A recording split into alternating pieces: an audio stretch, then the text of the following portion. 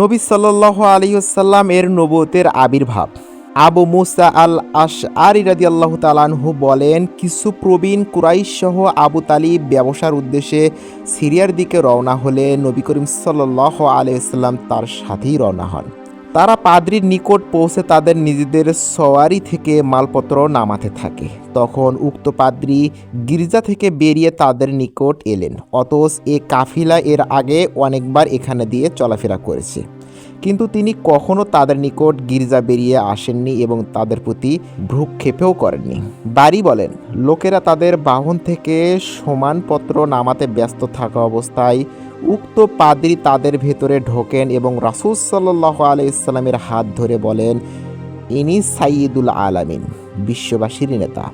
ইনি রাসূল রব্বুল আলামিন, বিশ্ববাসীর প্রতিপালকের রাসূল, এবং আল্লাহ তাআলা তাকে রহমাতুল লিল আলামিন করে বিশ্ববাসীর জন্য করুণা স্বরূপ পাঠাবেন। তখন কুরাইশদের বৃদ্ধ লোকেরা তাকে প্রশ্ন করে, কে আপনাকে জানিয়েছে?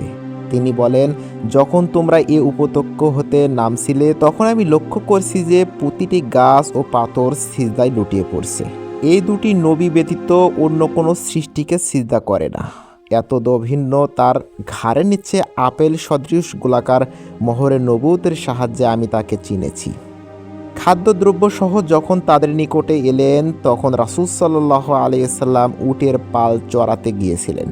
পাদ্রী বলেন, তোমরা তাকে ডেকে আনার ব্যবস্থা করো। অতএব রাসূল সাল্লাল্লাহু আলাইহি সাল্লাম ফিরে এলেন।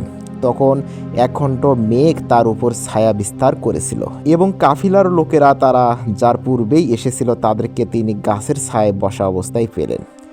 তিনি বসলে গাছের ছায়া তার দিকে ঝুঁকে পড়ত। পাদ্রী বলেন, তোমরা গাছের ছায়ার দিকে লক্ষ্য করো, ছায়াটি তার দিকে ঝুঁকে পড়েছে। রাবি বলেন, বছরে পাদ্রী তাদের মাঝে দাঁড়িয়ে তাদেরকে শপথ দিয়ে বলেছিলেন, তোমরা তাকে নিয়ে রোম সাম্রাজ্যে যেও না, কেননা রোমীয়রা যদি তাকে দেখে তাহলে তাকে চিহ্নগুলোর দ্বারা শনাক্ত করে ফেলবে এবং তাকে মেরে ফেলবে। এমত অবস্থায় পাদ্রী লক্ষ্য করেন যে রোমের 7 জন লোক তাদের দিকে আসছে।